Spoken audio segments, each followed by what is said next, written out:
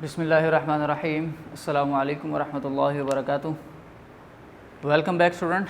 आज हम लोग अपना लेसन स्टार्ट कर रहे हैं, लेसन नंबर 17 और chapter number 4।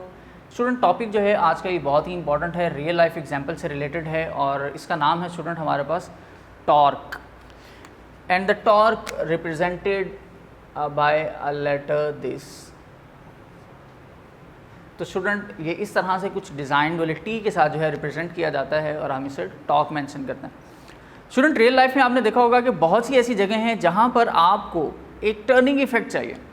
For example, if you want to open a door you may use a torque. इसी तरह student, and if you want to loosen और tighten a nut then you also need a torque. तो real life में student बहुत सी ऐसी जगह हैं जहाँ पर आपको टर्निंग इफेक्ट चाहिए। अब टर्निंग इफेक्ट क्या है स्टूडेंट? टर्निंग इफेक्ट से मुराद ये है कि फॉर एग्जांपल अगर ये मेरे पास एक जो है वो रॉड है, एक साइड से फिक्स है और मैं अगर इस पर फोर्स अप्लाई करूँ तो इस पर फोर्स अप्लाई करने के बाद ये ऑब्जेक्ट की जो रोटेशन है वो कुछ इस तरह से होगी, about a fix point in a circular path.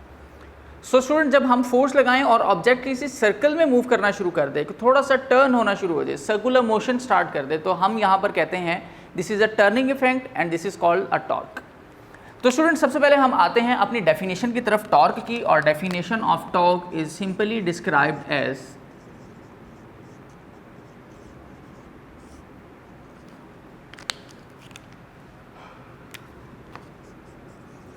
The turning effect of a force is called torque. Student, simply the definition of torque is defined as the turning effect of a force is called torque. Means that कि किसी भी object पर जब आप force apply करें और उस force apply करने के बाद ऑब्जेक्ट में टर्निंग इफेक्ट आ जाए, रोटेशन स्टार्ट हो जाए, तो हम इस मेथड को, इस प्रोसेस को कहते हैं टॉर्क। यानी ये जो टर्निंग इफेक्ट होगा हम इसे कह सकते हैं कि टॉर्क प्रोड्यूस हो गया। तो for example let's see with the help of an example, और हम इसके फर्दर जो कंपोनेंट्स हैं उसकी तरफ भी मूव करेंगे। सबसे पहले स्टूडेंट आपको टॉर्क की जब डिस्कशन पे आना है तो आपको एक चीज़ याद रखनी है कि you must have to use a rigid body।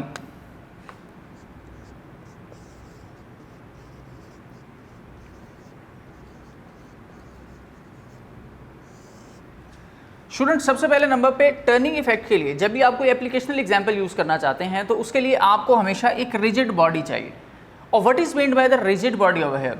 So student rigid body को जब हम डिफाइन करते हैं या एक्सप्लेन करते हैं तो यहाँ पर हम कहते हैं कि कोई ऐसा ऑब्जेक्ट जो पार्टिकल्स के साथ मिलकर बनता है, वो पार्टिकल्स सॉलिड के हों, और ख़ास तौर पर जब हम उस ऑब्जेक्ट पर फोर्स अप्लाई करें तो वो ऑब्जेक्ट अपनी शेप, अपने साइज़ को, अपनी लेंथ को चेंज ना करे। फॉर एग्ज़ाम्पल अगर मैं फॉर्म यूज़ करूं और फॉर्म पर फोर्स अप्लाई करूं तो स्टूडेंट फॉर्म पर फोर्स अप्लाई करते वक्त हो सकता है कि फॉर्म प्रेस हो जाए और टर्निंग इफेक्ट ज़्यादा प्रोड्यूस भी ना हो। तो स्टूडेंट उस केस के अंदर जब आपका फॉर्मिक शेप या फॉर्मिक ऑब्जेक्ट जो है वो प्रेस हो रहा है तो हम इस ऑब्जेक्ट को रिजिड नहीं कहेंगे। लेकिन अगर यहाँ पर आप एक आयरन हैमर यूज़ कर रहे हैं, आप एक मेटेलिक बार यूज़ कर रहे हैं, आप एक वुडन स्टिक यूज़ कर रहे हैं, तो आप देखें कि जब आप इन चीज़ों पर फोर्स अप्लाई करते हैं तो ये अपने साइज़ को फॉर्म की तरह चेंज नहीं करते। तो यहाँ पर जब आपके बाय अप्लाइंग अ फोर्स जब particles of a body change ना करें अपनी शेप को, लेंथ को, साइज़ को, तो स्टूडेंट्स फिर हम कहते हैं कि ये ऑब्जेक्ट रिजिड है, ये रिजिड बॉडी है। तो एज इट इज़ स्टूडेंट यहाँ पर मैंने एक एप्लीकेशन एग्जांपल के लिए यहाँ पर एक स्पैनर जो है वो ड्रॉ किया है। तो स्टूडेंट स्पैनर के अंदर आप सबसे पहले ये कंसिडर कर लीजिएगा कि this is a metallic made, so we called it as a rigid body, कि ये रिजिड बॉडी है। स्टूडेंट यहाँ पर ये मेरे पास एक नट है, मैं लेबल कर देता हूँ इन चीज़ों को, this is called a spanner, this is nut. Student यहाँ पर अब आप देखें कि फॉर एग्जांपल मैं अगर इस स्पैनर को इस नट के साथ फिक्स करूं और फिक्स करने के बाद मैं किसी भी डायरेक्शन में फोर्स अप्लाई करूं, लेट्स सी कि मेरी फोर्स की डायरेक्शन कुछ यूं है।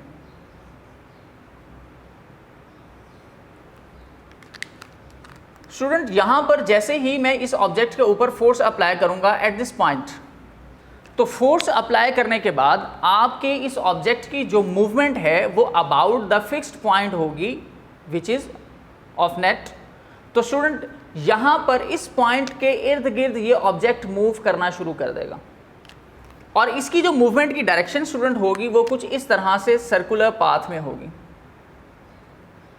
यानी ये इस तरह से रोटेट करेगा अबाउट दिस टू ओपन और टाइटन द नट।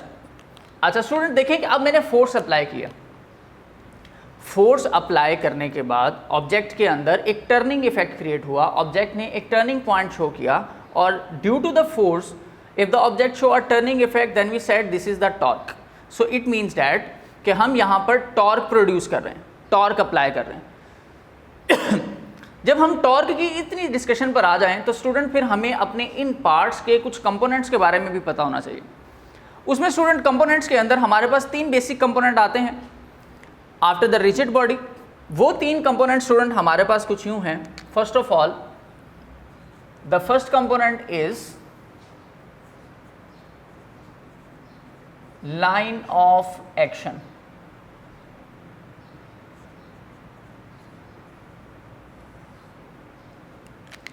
स्टूडेंट सबसे पहले नंबर पे लाइन ऑफ एक्शन आती है। सो अगर हमें यहां पर लाइन ऑफ एक्शन की डेफिनेशन को डिस्क्राइब करना पड़े तो what is mean by the line of action? So simply we can describe this is a line on which the force is applied, this is called the line of action.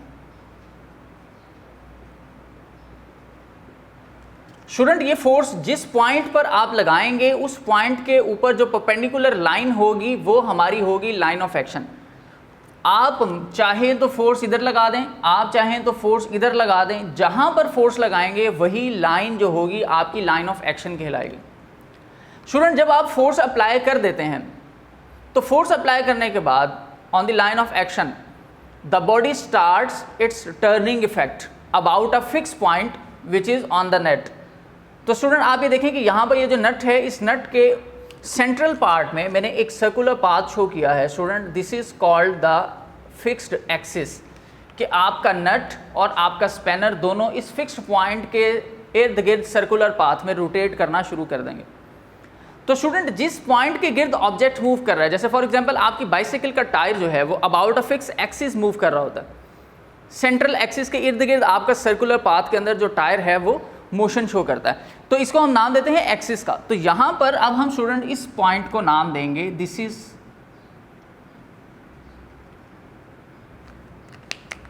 Now called as axis of rotation.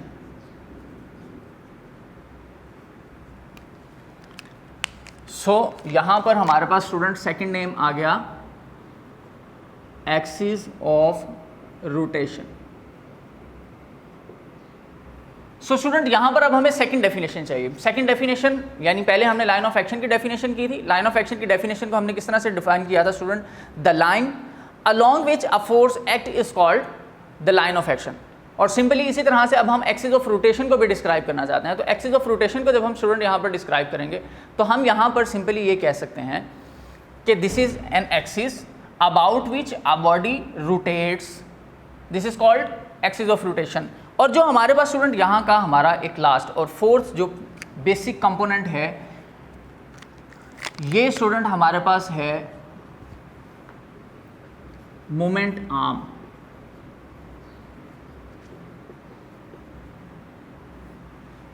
Student moment arm की जब definition आपको describe करने का कहा जाए तो moment arm की definition बहुत ही ज़्यादा सिंपल है। पहले डिस्कस करते हैं कि मोमेंट ऑफ आर्म है क्या। स्टूडेंट ये देखिएगा कि आपके पास आपके एक्सिस ऑफ रोटेशन से लेकर आपकी जो भी लाइन ऑफ एक्शन होगी, चाहे वो लाइन ऑफ एक्शन यहाँ है या यहाँ पर है, तो हमेशा आपके एक्सिस ऑफ रोटेशन से लेकर आपके लाइन ऑफ एक्शन तक का जो फासला है this is called moment arm and mark as the length. और रेडियस भी आप इसको शो कर सकते हैं क्योंकि अब ये वो डिस्टेंस था जो एक सेंटर ऑफ सर्कल से लेकर उसके जो लास्ट जो सर्कमफेरेंस है वहाँ तक शो करता है, और अब जितना भी सर्कल क्रिएट होगा स्टूडेंट वो सेम रेडियस में रहेगा। ऐसा नहीं होगा कि स्पैनर आपका रास्ते में जाते जाते छोटा हो जाए तो जिसकी वजह से रेडियस भी छोटा हो जाए। स्पैनर का साइज़ फिक्स है, हमने पहले ये बात की थी कि ये रिजिड बॉडी है, अपनी साइज़ को, शेप को, लेंथ को चेंज नहीं करेगा, तो इसका मतलब ये है कि इसका रेडियस भी सेम ही रहेगा। जो भी कंप्लीट सर्कल बने उसका रेडियस यही रहेगा। So we simply just describe the moment arm as the distance between axis of rotation and line of action, this is called moment arm. और स्टूडेंट फाइनली जब हम टॉर्क का फॉर्मूला डिस्क्राइब करते हैं तो टॉर्क के फॉर्मूले के लिए हमने एक कंक्लूजन ये निकाला कि torque is simply marked as T and it is equal to the product of F and R. आप स्टूडेंट चाहें तो इफ आर की जगह पर लेंथ भी लिख सकते हैं, force and L length, radius, length, distance, displacement, इन सब का यूनिट स्टैंडर्ड होता है which is the metre. Student ये था हमारे पास फोर्स एंड लेंथ या फोर्स एंड रेडियस, तो आप कोई भी फॉर्मूला इसमें से यूज़ कर सकते हैं। फॉर एग्जांपल मैंने ये एक फॉर्मूला कंक्लूड कर लिया फाइनली, और ये हमारे पास हमारे टॉर्क का फॉर्मूला है। तो अब आप स्टूडेंट ये देख लीजिएगा कि अक्सर मैंने आपको पहले भी बताया कि सिंपली अगर आपको टॉर्क की डेफिनेशन याद ही नहीं कि टर्निंग इफेक्ट है, तो स्टूडेंट कम से कम फॉर्मूले की मदद से आप कुछ ना कुछ डिस्क्राइब कर सकते हैं, which is we can describe as the product of force and radius is called the torque. ठीक है, मोस्ट सिंपल। लेकिन बेस्ट डेफिनेशन क्या है हमारी, the turning effect of a force is called torque. अच्छा स्टूडेंट, इसी तरह टॉर्क किन फैक्टर्स पर डिपेंड करता है, वो कुछ फैक्टर्स मैंने मेंशन कर दिए, जैसे rigid body, line of action, axis of rotation end moment arm. लेकिन जब हम बात करते हैं इसके प्रॉपर फैक्टर की जिनकी वजह से हमारे टॉर्क पर कोई ना कोई इफेक्ट आता है, तो वो सिर्फ और सिर्फ ये हैं, F and R. F and R का डिफरेंस क्या है स्टूडेंट, इस डिफरेंस को बहुत ही अच्छे तरीके से अंडरस्टैंड कीजिएगा, ये हमारे पूरे लेसन का जो है वो कंक्लूजन भी होगा। लेकिन हम उस कंक्लूजन पे जाने से पहले स्टूडेंट हम अपना यूनिट भी डिस्क्राइब कर लेते हैं यहाँ पर, क्योंकि हमारे पास यहाँ पर फॉर्मूला भी आ चुका है टॉर्क का, और एक ही क्वांटिटी है फिजिकल, तो हम इसको ऐसे मेंशन कर सकते हैं स्टूडेंट, टॉर्क को हम ऐसे ही रहने देते हैं। फोर्स का unit student newton, radius, length, ये हमारे पास यूनिट शो करती है मीटर का, so we simply write as NM. So this is the unit of torque. Is it clear student? अच्छा जी, हम अपने कंक्लूजन पे आ रहे थे। कंक्लूजन क्या है कि फोर्स और रेडियस के इफेक्ट की वजह से टॉर्क चेंज होता है। तो स्टूडेंट अब करेंगे क्या, ये इनका आपस में रिलेशन क्या है, अब आप ये देख लीजिएगा। फॉर एग्जांपल कि अगर आपके पास जो आपके घर का डोर है, उसका जो डोर नॉब है स्टूडेंट, वो हमेशा आपके इस स्टार्टअप पॉइंट पे लगा होता है, ये आपका फिक्स पॉइंट होता है दरवाजे का, और ये आपका स्टार्टअप पॉइंट है। आप जब भी अपने डोर को ओपन करने की कोशिश करते हैं तो student you must have to use a force and apply a force on this point of knob.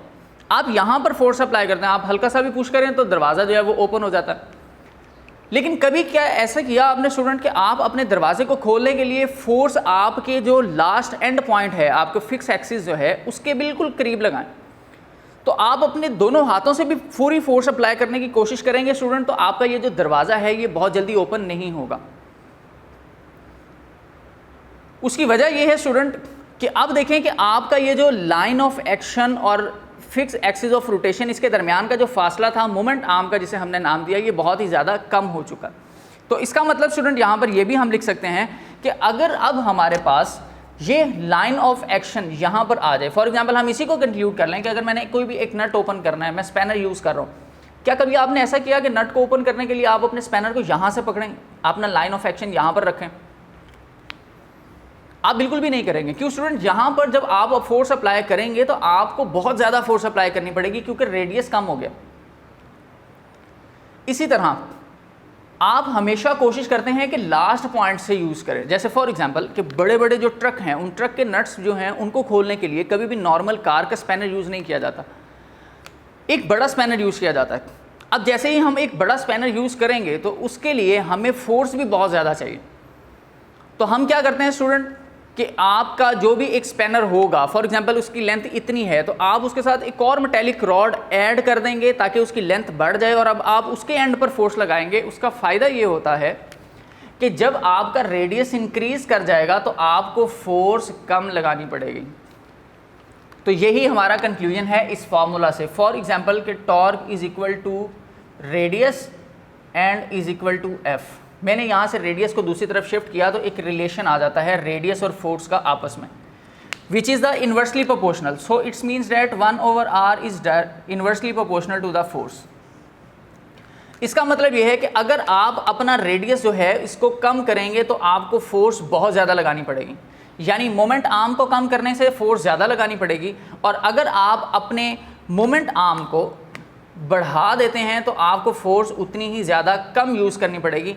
तो हम इस वजह से अपनी जो रियल लाइफ एग्जांपल्स हैं वहाँ पर जहाँ हमें टॉर्क प्रोड्यूस करना है, हमारी कोशिश ये होती है कि हम मोमेंट आर्म को इंक्रीज़ कर दें ताकि हमारी फोर्स बहुत ही ज़्यादा कम यूज़ हो।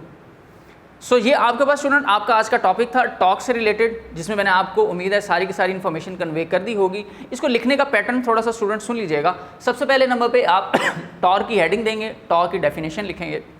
देन स्टूडेंट आप टॉर्क की डायग्राम बनाएंगे, थोड़ा सा एक्सप्लेन करेंगे जिसमें आपने ये बातें बतानी हैं कि हमारे पास रिजिड बॉडी जो है वो क्या होती है, हमारा लाइन ऑफ एक्शन क्या होता है, एक्सिस ऑफ रोटेशन क्या होता है, मोमेंट आर्म क्या होता है।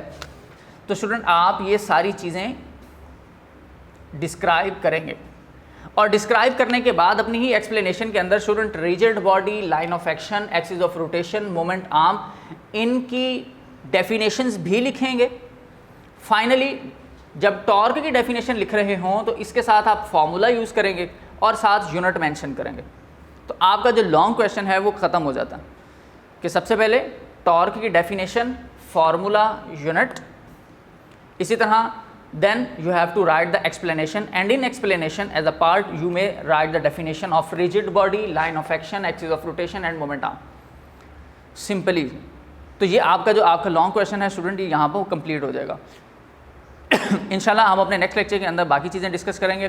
तब तक के लिए अल्लाह हाफिज़।